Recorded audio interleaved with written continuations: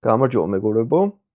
მოკლედ ეს არის პირველი ვიდეო ჩემი, ასე ვთქვათ, რუბრიკის, რომ ყველაფრის სწავლა შეიძლება ონლაინ სრულიად უფასოდ.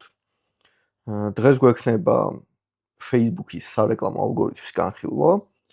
ყველა სახის და სირთულის ვიდეოებს ჩავწერ, იქნება დამწყებთათვის, გამოცდილებისთვის, საშუალო დონისთვის და ყველა შეძლებს რომ ასე ვთქვათ, იხეიროს ამ ყველაფრისგან. რაც თავარია საწყის ვიდეოებიც იქნება, როგორ შევქმნათ ბიზნეს მენეჯერი და როგორ მივიყვანოთ სისრულამდე ჩვენი სარეკლამო ანგარიში. მაგრამ დღეს ვისაუბრებთ თუ როგორ მუშაობს Facebook-ის უკვე მეტას სარეკლამო აუქციონის ალგორითმი და Ads Manager-ის ლეველების მნიშვნელობა. სანამ სლაიდებზე გადავიდოდი, გეტყვით რომ ყველა სარეკლამო ანგარიში ბიზნეს მენეჯერი, Ads Manager-ი ერთმანეთისგან განსხვავდება გარკვეული დონეებით. ანუ მე თუ ახლა დავარეგისტრირე სარეკლამო ანგარიში, ეს იმას არ ნიშნავს, რომ ვიღაც ვინც წლებია უკვე რეკლამებს უშვებს, მასზე უფრო ძლიერ დონეზე ვდგევარ. რა თქმა უნდა, შეიძლება იყოს კომპანია, რომელიც რეკლამებს უშვებდეს, ბევრ წელს არ ვუვდეს და მაგის გამო დაბალ დონეზე იყოს მისი მდგომარეობა, მაგრამ ეს ყველაფერი ერთმანეთისგან განსხვავდება. დამოკიდებულია ეს თუ რამდენს ვხარჯავთ, რამდენად ვიხდით, როდესაც გადასახადია და რამე წეს ვარღვევთ თუ არა. ამიტომ შესაძლოა ხშირად არის ხოლმე ასეთი კითხვა ჩემს ჯგუფში, რომ ორი იდენტური კომპანია მაქვს, სხვადასხვა სარეკლამო ანგარიში, იდენტური რეკლამები გავუშვი, ერთგან იმუშავა, ხოლო მეორეგან არა. რა თქმა უნდა, ეს ყველაფერი კონკურენციაზე არის დამოკიდებული და ერთდროულად ერთი და იგივე აუდიტორიას ორი სხვადასხვა რეკლამა ვერ გამოუჩნდება. აი ბავშვობაში ნათამაშები გექნებათ, სიმღერა ითიშება და სკამზე დაждდომა რომ უნდა მოასწრო, რა თქმა უნდა, ყველა ვერ ჯდება, ამიტომ კონკურენციაში შეიძლება მოხდეს თქვენი რეკლამა, შეიძლება არა. ერთი რეკლამა შესაძლოა სხვა აუდიტორიაში მოხდეს, ხოლო მეორე სხვაგან. ამიტომ ბევრ რამეზეა დამოკიდებული. სლაიდებზე რომ გადავიდეთ, თუ როგორ მუშაობს მეტას სარეკლამო აუქციონის ალგორითმი და Ads Manager-ის ლეველების მნიშვნელობა. როგორ აკეთებს მეტა თანხას? იცილობს იუზერები, ვინც უკვე ყავს თავის სოცქსელზე შეინარჩუნოს, დაამატოს ახალი და რა თქმა უნდა, დაკარგული იუზერები ანაზღაუროს, რომ საბოლოო ჯამში პლატფორმაზე იყვნენ იუზერები. მეტას მიზანია რაც შეიძლება მეტი რეკლამის ჩვენება, მაგრამ მომხმარებლების გაღიზიანების გარეშე. სხვათა შორის წელს უნდა გამოჩნდეს Facebook-ის ვერსია, სადაც subscription-ი რომ თანხას გადაიხდით და რეკლამები არ გამოგიჩნდებათ. წესით ეს დიდი დარტყმა უნდა იყოს advertiser-ებისთვის, მაგრამ ვფიქრობ, რომ ბევრი საერთოდ არ გადაიხდის. შემდეგი.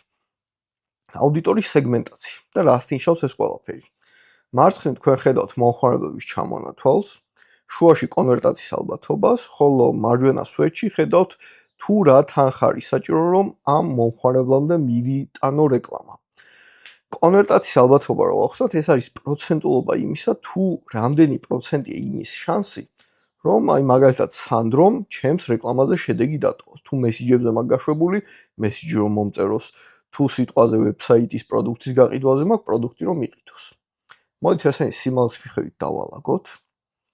პირველ ადგილზე როგორც ხედავთ არის გიორგი, რომლის კონვერტაციის ალბათობაც არის ყველაზე მაღალი, 0.100%. მაგრამ გიორგინე რეკლამა მივიტანო, მე მჭირდება 10 ცენტი. ნოდარის ალბათობა არის 0.080%, ხოლო ნოდარიმდე რეკლამის მიტანისთვის მჭირდება 30 ცენტი. პარალელურად არის თამუნა, რომელთანაც $8 მჭირდება და ბექა, რომელთანაც $27 მჭირდება, მაგრამ თუ დააკვირდებით, გიორგის ალბათობა უფრო მაღალია, რომ დაკონვერტიდეთ, ანუ რეკლამაზე შედეგი დატოვოს, ვიდრე ბექასი, მაგრამ ბექამდე რეკლამის მიტანა უფრო ძვირი ჯდება. და რას ნიშნავს ეს ყველაფერი? გიორგი მაგალითად მართლა არსებობს, ჩემი მეგობარია, რომელიც უაზროდ სკროლობს და უაზროდ აწვება ყველაფერს. ანუ თუ engagement-ია საჭირო, engagement-ს ტოვებს, მაგრამ არ არის რელევანტური კლიენტი და უაზროდ აწვება ყველაფერს. და Facebook-მა ალგორითმა იცის უკვე ეს ყველაფერი და მაგის მიხედვით მას აქვს დაბალი შეფასება. ანუ გიორგიმდე რომ რეკლამა მივიტანო, ძალიან ცოტა თანხა მჭირდება. პარალელურად თამუნაზე იცის რომ ასე თუ ისე აკვირდება პოსტებს და მაგის მიხედვით ახდენს რეაქციას. ამიტომ თამუნამდე რეკლამის მიღწევას $8 შეჭდება და ესე მოდიან ადამიანები. ძალიან ხშირად ყოფილა რომ ასეთი კითხვა დაუსვამთ ჯგუფში, რომ მაგალითად რეკლამა ძალიან კარგად მუშაობდა, $5 გქონდა დღიური ბიუჯეტი ძალიან რელევანტური აუდიტორია იწერებოდა და მე და ჩემმა უფროსმა გადავწყვიტეთ, რომ მოდი ახლა $100 ვხლიწოთ, რადგან $5 ასეთი კარგი შედეგი გვაქვს და შემდგომ შედეგი გაფუჭდა, თანხაც ნელ-ნელა იხარჯებოდა, შედეგის ნელა მოდიოდა და საბოლოო ჯამში არასწორ აუდიტორიაზე მოვხვდით. რა მოხდა სინამდვილეში? როდესაც თქვენ რაღაც კონკრეტულ თანხაზე გარკვეული რაოდენობის გარკვეულ აუდიტორიაზე ზიხართ და გადაწყვიტეთ, რომ გინდათ მეტი შედეგი, მაგრამ იგივე აუდიტორია, მაშინ თქვენ ყოველდღიურად თქვენი ბიუჯეტი 25% უნდა გაზარდოთ. თუ თქვენ სწრაფ ცვლილებას მოახდენთ ბიუჯეტის, სწრაფად გაზრდით, ან სწრაფად დაწევთ ქვევით, ამ დროს თქვენ ალგორითმს ეუბნებით, რომ მეტი შედეგი კი არ მინდა იგივე აუდიტორიაში. მე მინდა აუდიტორიის სრული ცვლილება. და თუ მე $5 გავდიოდი გიორგიზე, ნოდარიზე, სანდროზე, ნინოზე, გოჩაზე, ნიკაზე, ლადოზე და $100 ავწიე უცებ ბიუჯეტი, მე ვეუბნები სისტემას, რომ მომჭირდება თამუნა, ბექა და თორნიკესნაირი აუდიტორია, უფრო ძვირადღირებული. მომდევნო ვიდეოებში უშუალოდ გაჩვენებთ თუ როგორ მიხვდეთ Ads Manager-ში სად არის თქვენი ასე ვთქვათ სახურავი, რომ იგივე აუდიტორიაზე შეინარჩუნოთ თავი. რადგან ბევრმა შეიძლება გაიფიქროთ ახლა, რომ თუ $5 მაქვს ბიუჯეტი, 25% რო გავზარდო, როდის მივალ ნორმალურ თანხამდე. მაგის გამოსავალიც არის, რა თქმა უნდა, მაგისთვის ცალკე ვიდეოს ჩავწერთ, სადაც დეტალურად აგიხსნით ამ ყველაფერს. მოდით გავაგრძელოთ.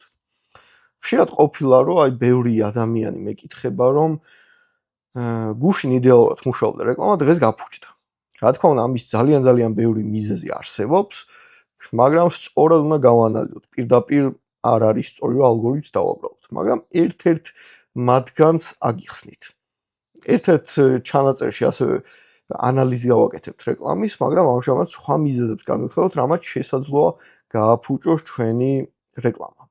მაგრამ ზოგადად იცოდეთ, რომ რეკლამას რო გაუშვებთ და კონკრეტულ აუდიტორიას უჩნდება, ეს არ ნიშნავს, რომ მეორე დღესაც იგივე აუდიტორიაზე გავა რეკლამა. ან შესაძლოა პირიქით იგივე ადამიანებს დაუტრიალდეს რეკლამა და მათ შედეგი აღარ დატოვონ. ხშირად გვავიწყდება, რომ ეკრანის მეორე მხარეს ადამიანია და იმათ შედეგი უნდა დატოვოს. მაგრამ რა ხდება? თან ციფრებს რასაც ხედავთ არის პირობითი, მაგრამ იცოდეთ, რომ თქვენი სარეკლამო ანგარიშები რეკლამას რო უშვებთ, რეკლამები თვითონ გადიან 12 საათიან ციკლს, რაც ნიშნავს, რომ 12 საათში ერთხელ რეფრეშდებიან და 0-დან იწყებენ მუშაობას. მაგიტომ ყოველთვის ვამბობ, რომ როდესაც სარეკლამო ანგარიში ქმნით, დააკვირდით, რომ დროის ზონა სწორად იყოს მითითებული. წინამდეგ შემთხვევაში მე თუ შეცდომით მაქვს დროის ზონა მითითებული და არ მაქვს +4, შესაძლოა ჩემმა რეკლამამ თავიდან ახალი ინტენსივობით დაიწყოს მუშაობა, მაშინ როდესაც პირიქით მჭირდებოდა, რომ უკვე მზად ყოფილიყო და კარგად ემუშავა. ამიტომ მაგას დააკვირდით ხოლმე. მაგრამ რა ხდება? ჩავთვალოთ, რომ მე 5 წუთიანი ვიდეო მაქვს რეკლამაზე გაშვებული. და ეს 5 წუთიანი ვიდეო, რომლის სრულად ნახვის ალბათობაც არის 45%, ნახა ვიღაცამ. მე მომემატა 2 ქულა. თუ იმამ დაკლიკა პოსტზე, 1 ქულა მომემატა. დაალაიქა, რეაქციები დატოვა 5 ქულა. დააკომენტარა 20 ქულა, დააშეარა 40 ქულა.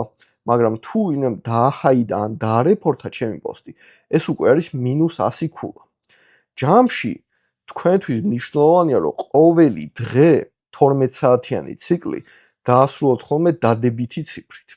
თუ ასე არ მოხდება და სიტყვაზე ბევრი ნეგატიური გამოხმაურება ექნება თქვენს რეკლამას და უარყოფითი ციფრით დაამთავრებთ 12 საათიან ციკლს, ამ შემთხვევაში მეორე დღეს თქვენი რეკლამები იმუშავებს უფრო დაბალი ინტენსივობით და შესაძლოა ისეთი შედეგი არ გქონდეს.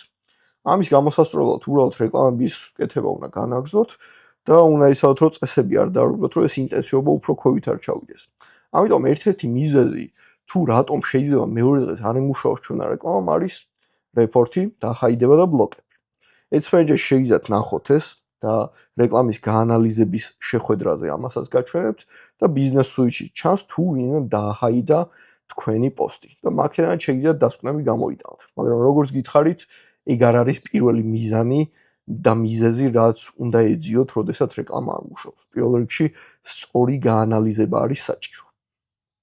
ამ ყველაფერს Weekly Clark Group Auctions ეძახიან, ან მთელ ალგორითმს აუქციონი როგორც მიმდინარეობს, რაც ნიშნავს, რომ ისტორიული შედეგები მნიშვნელოვანია, ანუ წინა დღეს როგორ იმუშავა შენმა რეკლამამ, კონტენტის ტესტირება საჭიროა და სისტემის მოტყუება არ ღირს.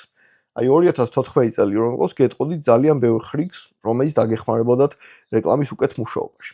მაგრამ ამჟამად, როდესაც ხელოვნური ინტელექტი უკვე ჩართული, არ გიჩვენთ მოტყუებას, წინამდელ შემთხვევაში შესაძლოა უარესი შედეგი მიიღოთ.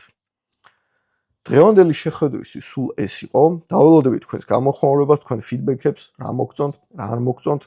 სამომავლოდ რაზე ისურვებდით კიდევ ვიდეოებს, მაგრამ პარალელურად რა თქმა უნდა, მე გავყვები ჩემს სიას და ნელ-ნელა ყველაფერს ჩავწერ. წარმატებებს გისურვებთ.